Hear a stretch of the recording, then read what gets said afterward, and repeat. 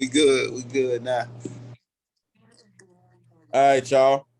Welcome back to Law Speaks. We got Easy O'Hare on the air. We just played his songs, the intro, Dog Ass, Count My Racks, and Street Lights. All right, man. So let everybody know about yourself, bro. What's going on? Where we can find the music at? Where we can find you? Yeah, y'all play some of the favorite tracks off of there for sure. They can find my music at EA$Y O'Hare OHARE. What time is it? It's 11:32. I know this. Well, the album it's already out. But where we recording?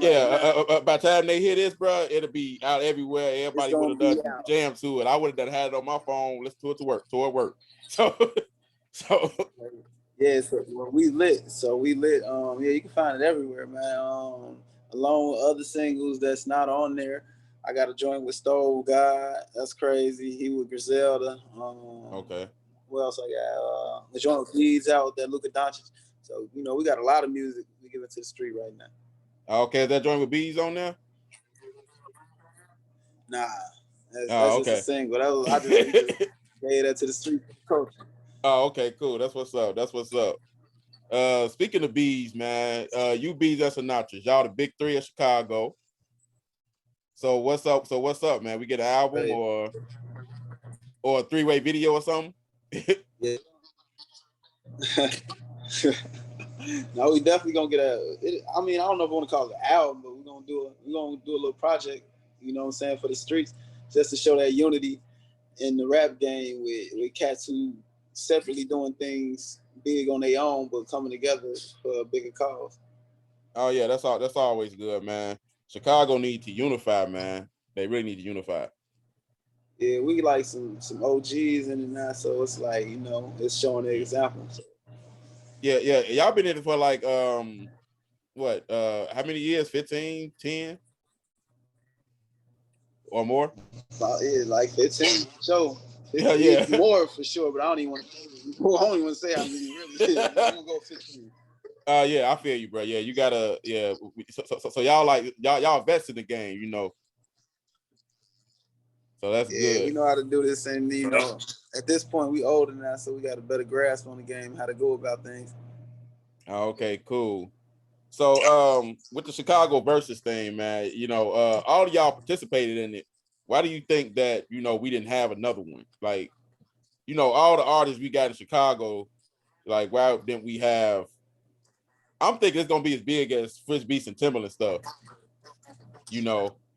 Right. But I ain't seen no more Chicago versus after you. Because we did some big numbers, so there was a couple more after us, but the numbers wasn't big enough for anybody to even pay attention. It wasn't really like nothing interesting that was gonna catch Chicago like that. So I think it gotta have some type of background behind it. Bees and Sinatras, they grew up in this together, and they got like two different sets of music. And then Chicago, like if you know them, if you know Bees, you know Sinatra. If you know Sinatra, you know Bees. So right. And they have a fan base who wants to see them. So it made sense. Right. Me and Kennedy, we had like an issue back in the day, and we cool now, but we use that to fuel the verses, and you know what I'm saying, like. And it turned out to be dope. And we still talking about it. It actually looked like y'all might at one point, like y'all was gonna scrap or something. Like y'all had like some type of rivalry, like back in y'all heyday or something. Back in the day, y'all had one of them like, hey, this was some real beef shit. Talked about everything. We talked about everything, and it's like, men, we wasn't gonna. We wasn't gonna do that. We had to make it, it got, it probably was like it could have been that, but it wasn't ever gonna get to that point. But I know how to control my emotions, but I was gonna let the camera see like some of them. Right, I got you. Yeah, I want to talk about that too, man, because I was watching your video for zoning. Yeah. And like, no pun intended, you look like you was zoned out, bro. Like you look like you was like zoned out. Like when you perform, are you like, I don't want to say possessed because that sounds crazy. But rap holy ghost. like you got something going on with you, like you got like a crazy look in your eye. Like something happened, like because that be that like if you see me like it's drama with us and it's like for real in the street, like that be that energy on stage, but it ain't that energy, but it's that energy. It's like, yeah, this is my stage. This is my, don't ever come on, you know what I'm saying? Don't walk on my stage. Don't, this, I'm holding this down right now. And when this is my stage, it's my stage. When it's your turn, it's your turn. But when it's my turn, this is mine. You know what I'm saying? Step back, and I got something to say. Yeah, because I'm looking at him, I'm looking at the video. I'm like, man, this man got a whole look in his eye. Like I do this for real. Don't come. I'm tired. Like I'm tired of getting overlooked. So I'm tired of getting overlooked. So I'm letting it be known. Right. Yeah. That's what's up, man. I like that, man. You know what's funny? I only got in tune with you like a year ago. Damn, okay. And it was funny because I'm like, and because I heard like this other guy, he was calling you Chicago's best kept secret. I'm like, shit, you think? Because when I first heard, I think the first track I heard from you was Babysitter. Yeah. Because you actually sent it in to get played on here, on the podcast. And I'm like, this dude is dope. Like, how come I never heard of this guy? Like, what the like? It's like, and then when I look back, and I'm like, oh, this guy is a beast. Where y'all been hiding him at? like how many times have you got that like type of reaction? Like where he come from? Every time somebody hit me and they don't know me, you know what I'm saying? Every time somebody hit me and they don't know me, they like, how come you ain't been, you know? So I always took that as I got to work harder and make sure I put myself in front of more people. So that's why I reached out to platforms like you, like everybody count. Like I appreciate this right here. Yeah, man. I appreciate it too, man. Because you would be surprised how many artists in Chicago, I'm gonna say this nicely, are extra Hollywood, but you don't know who the hell they are. Right. like they Hollywood, they block famous. You don't know who they is, and they won't tell me where they from, won't send their music in. They'll say the platform is too small. I mean, we in five countries though. Like we done got played in the UK and overseas. So it's small, but there's a good reach to it. You know what I'm saying? And I don't think they see that. But then a person like you, right? A person like you will say, "Oh yeah, interview." The simplest answer was just get it. You ain't even asked about the audience side. Say, "You interview? Yeah, let's get it." I reached out to Bees when he dropped on phone now. I say, "Man, I'm digging the song. Can I get that track?" 5 minutes later, he sent it over. No questions. Like artists with clout are more receptive to the platform than artists without. That's why I feel like. That's why they have the clout. Right. You know what I'm saying? Because we don't get a little notoriety and get Hollywood. You know what I'm saying? Right. You know what it takes to get here, and we ain't even there yet. You know? Right. We ain't where we want to be all the way. So like that's what I'm motivated by. I got like a daughter. I got like it's real. So I ain't just doing this playing. I ain't playing. They playing. Right. I forgot to ask you this, because you know, because I am married, I better ask this question. Or my wife is she gonna kill me if I don't ask you this question. How did you get your name? I gotta ask that question because I'm like, if I forget to ask that question, she gonna kill me. You know, I gotta go to bed at night. Oh yeah. So yeah, I gotta know how you got your name.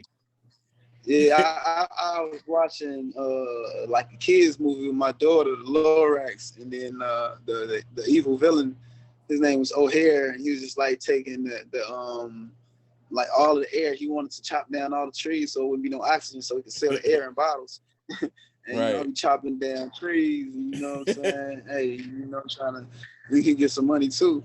And you know, at times I gotta be the villain. But then, you know, it also reflect on that's the O'Hare, you know, and it reflect on the airport, the city.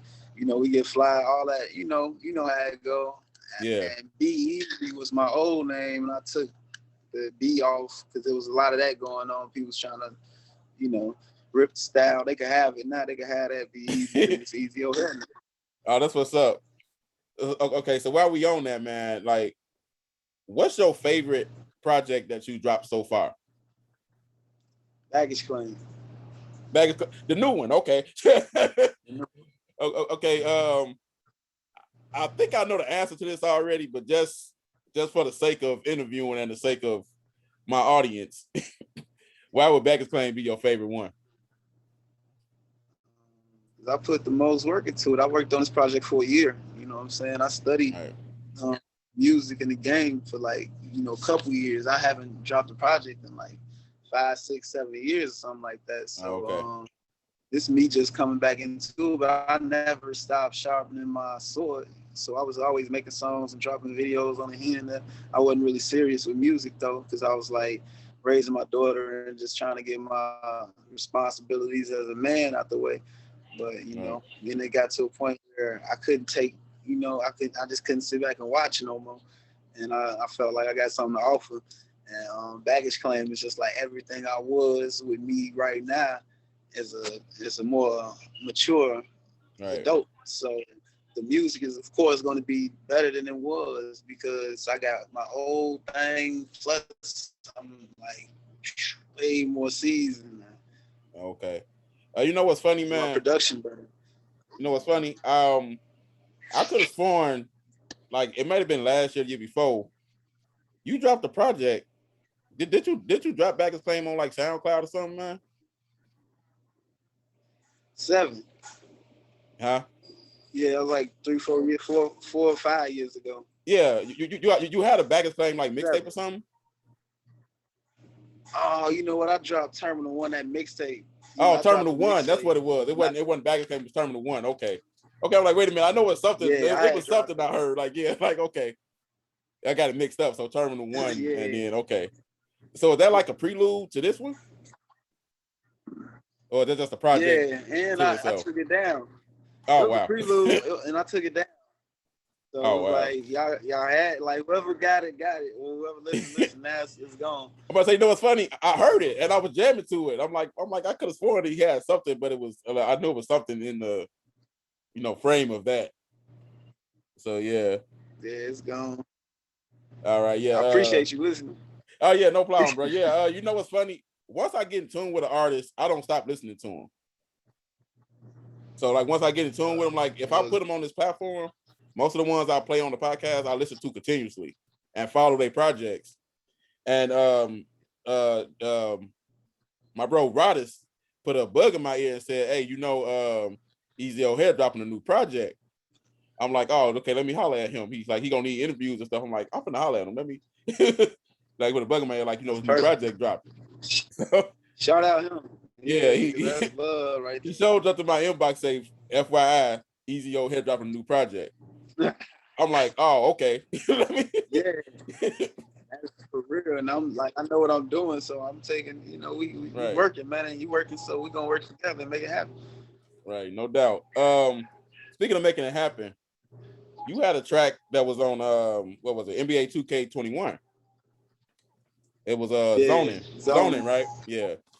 Now, when you got that call or that email, how did you feel? Like, I mean, I know how you feel. Not that I'm not gonna ask that. Like, how was it? Like, you picking up the joystick and you hear your song playing in the background. I got the email, man. I was like unreal. But when I got the first email, it was for Fuck You Mean, for FYM. Oh, okay. They wanted that first. So when I got that email, I was like, whoa, like, is this the real people? Like, so real I'm trying people, to make sure it's official. They had the contracts in there and everything. And then I dropped Zoning like shortly after that. And then they hit me back up like, yo, we want this instead with another contract. Oh, wow. And I was like, all right. So I ended up where I am. And, man, then playing it, I first initially heard it. I was standing on the side waiting to play a pickup game. And then it came on, and I'm looking at myself with my jersey on. My jersey say O'Hare on the back. My song playing. I'm looking at the niggas next to me waiting for next. I'm like, I don't even know who y'all standing next to. Right, they didn't even know. Like that's like a crazy feeling. Like I can imagine. All right, all the homies sending me videos. Oh yeah. So you collaborated with on this project. You collaborated with a lot of artists, right? 3 of them. Okay, so what's your what's like your dream collaboration? Like if you could collaborate with like anybody, like what would be your dream collaboration? Kanye. Me and Kanye would probably make something crazy. Oh, Kanye, yeah. Put Kanye on, make sure Kanye on the beat as well. All right, the old Kanye. I need the whole thing. Oh yeah, you want the old Kanye. You don't want the procrastinator Kanye and the one, you know, the one he might be holy, he might not be holy, the you know. He gonna know what it is with me. I forgot he on all that. I don't know, I mean, we might mix all, we gonna see. It's gonna happen. So we gonna see what happens when we get there. That's what's up, man. Say it's gonna happen. Like I don't hope it's gonna be like, yeah, I appreciate that, man. That's a good thought. When we do the track, it's gonna be crazy. Oh yeah. So you got some big shows coming up, right? So let people know about the shows you got coming up. We got the release party, and that's going on. That's gonna be in Came and Went, but that's gonna be big. We got all the Chicago DJs coming out, like especially from Power 92. What else gonna pop out? Oh, we got the show in Virginia with Twista, Bees, Twista and the Big Three, me, Bees, and Sinatra's. Oh yeah, that'll be C.A. Brown, man, it's a lot of cats on the bill. It's nice on that. I'm gonna be on tour starting September 8th with Conway the Machine, Stove Guy Cooks. Oh wow, okay. We'll pop up on some dates on that tour. The shows. We taking the bookings when they make sense. So niggas hit me up.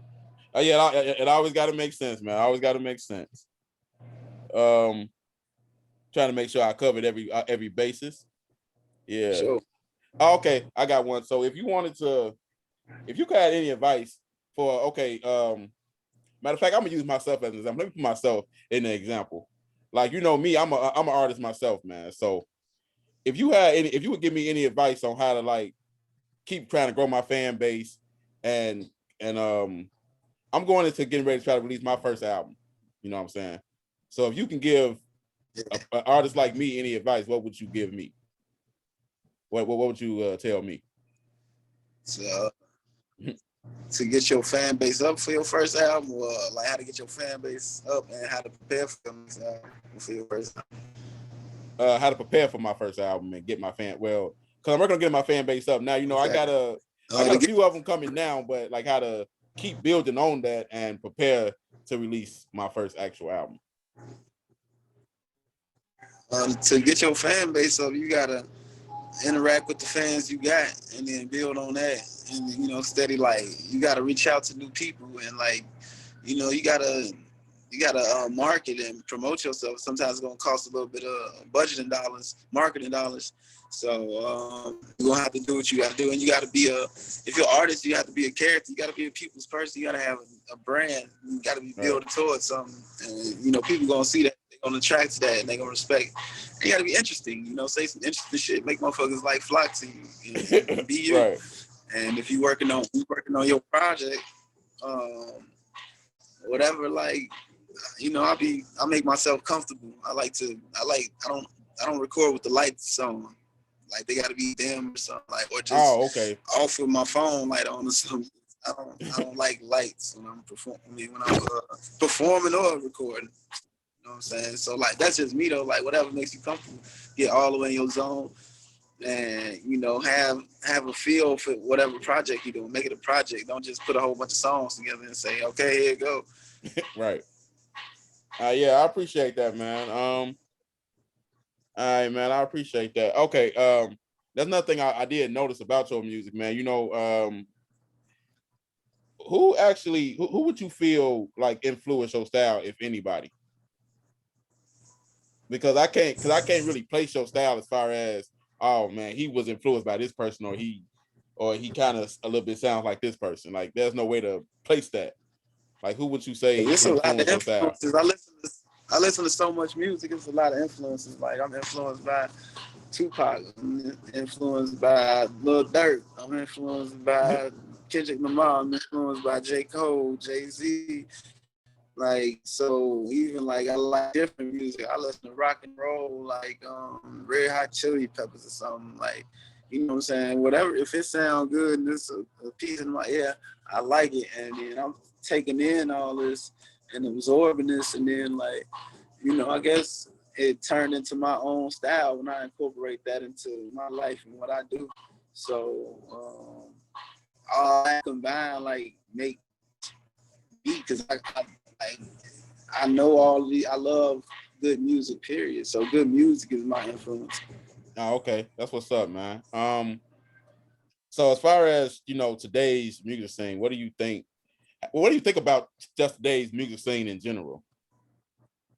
Besides the new artists that you mentioned. It's just evolution of music. So, you know, everything that happens, like, it's like basketball. At first, they was running around just shooting all basic tight shorts, then it went to baggy shorts and crossover. You know, like, Right. it turned to dunking, and then it went to crossovers. Then, you know, now it's shooting, and, you know, it's just all type of different levels. So it evolved. So that's what it is right now. It evolved into more auto tune. You know, you can acquire singing and things like that. So it is what it is. And even still got the core rap. So I just try to blend myself in nicely enough to, you know, fit in with everything without compromising myself. I feel you. All right. That's basically all I got for you, man. Thanks for stopping by, man. I appreciate your humbleness, man, and chopping it up with me, man. I appreciate you stopping by, man. Man, for sure, man. I appreciate you having me. If you had one last thing to say to the people out there, man, what would you tell them, man? What you got to say about to the people out there? Follow me on all platforms. Easy O'Hare, EASYOHARE, for like Twitter and Instagram with the underscore. Easy O'Hare underscore. On Facebook, Brian Easy O'Hare. On YouTube, EA $ Y O'Hare. That's the same for the streaming platforms. You know what I'm saying? Tap in with me. I got the best music out in this bitch. Fuck with a nigga yard. Right. All right, man. So we gonna end the show off, man, with zoning. So we gonna let them hit this track zoning. I was not gonna do this episode and not play this track. You gotta play that. Yeah, I gotta play that. It wouldn't have been right to end the episode without playing this track. So we gonna hit them up. We gonna hit them up with zoning. And this has been Terrell with Easy O'Hare. I'll let y'all next time. Peace. Peace.